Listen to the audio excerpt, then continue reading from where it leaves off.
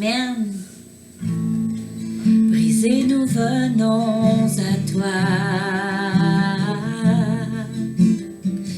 Épuisés de tout recommencer, nos âmes soupirent après toi.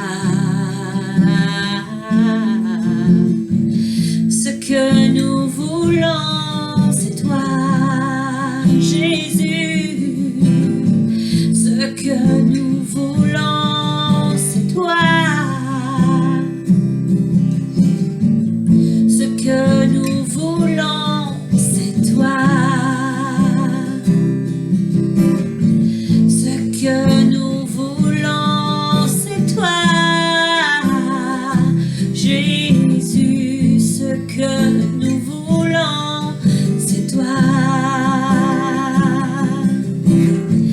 Descends sur nous comme une pluie, une brise légère.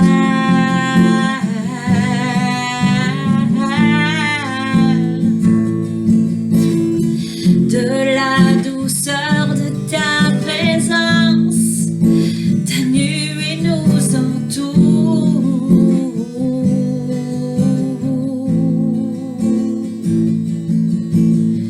Ce que nous voulons, c'est toi. Ce que nous voulons, c'est toi, Jésus. Amen. Amen. Allô, mon amour. Salut chérie, ça va? Mais oui, toi? Oui. Non, je t'aime, non. Moi aussi. Et bonsoir à vous tous et bienvenue à Grandir Ensemble. Amen. Ce soir, je vais aller avec vous dans Luc 10 où on parle du parabole du bon samaritain. Vous savez, c'est un docteur de la loi qui a demandé à Jésus, il dit Maître, que dois-je faire pour hériter de la vie éternelle? Jésus lui dit, qu'est-il écrit dans la loi? Qui lis-tu? Il répondit, tu aimeras le Seigneur de ton Dieu de tout ton cœur, de toute ton âme, de toute ta force et de toute ta pensée, et tu aimeras ton prochain comme toi-même. Jésus, il a dit, tu as bien répondu. Et là, il a demandé à Jésus, il a dit, qui est mon prochain? Et Jésus, pour lui répondre, il a amené la parabole du bon samaritain, qui disait, Jésus a pris la parole, il dit, un homme descendant de Jérusalem à Jéricho, il tomba au milieu des brigands, qui le dépouillèrent, le chargèrent de coups et s'en allèrent, le laissant à demi-mort. Un sacrificateur, donc c'est une personne, c'est un prédicateur, c'est une personne qui faisait les sacrifices pour le peuple de Dieu, qui par hasard a passé par là, puis qui l'a vu sur le chemin, puis il a passé outre. Oh. Il s'est pas arrêté. Ensuite, il dit qu'il y a eu un lévite qui a passé. Donc, on s'attend à ce qu'un lévite, qui est un chantre de l'Éternel, un lévite, c'est quelqu'un qui amenait des louanges à Dieu. Que lui, vu qu'il y avait Dieu à l'intérieur de lui, il était censé être arrêté. Mais lui aussi, l'a vu, il a passé outre. Mais un Samaritain qui a passé, et vous savez, à l'époque, à la Samarie, les Samaritains n'étaient pas bien vus. Fait que donc, il n'y avait pas de relation avec les Juifs. Il n'y avait pas de cette relation-là avec le peuple de Dieu. Mais lui, il s'est arrêté. Lui, il a pris, il a bandé ses plaies, il a versé de l'huile, puis il l'a emmené à une hôtellerie. Puis il a dit à l'autre, il a dit, ce que tu dépenseras pour lui, mais je reviens, je te le donnerai. Fait que Jésus a demandé, selon toi, qui était le prochain de l'autre? Il a dit, mais c'est le Samaritain. Il a dit, oui, tu as bien répondu. Vous savez, bien souvent, je vais penser à les infirmiers, les infirmières. On va penser aux médecins. Que même si eux, ils n'ont pas Dieu dans leur vie ou ils n'ont pas accepté Jésus, vous savez, ils prennent soin des autres. Amen. Ils prennent soin des gens malades. Et c'est qu'est-ce que Dieu dit?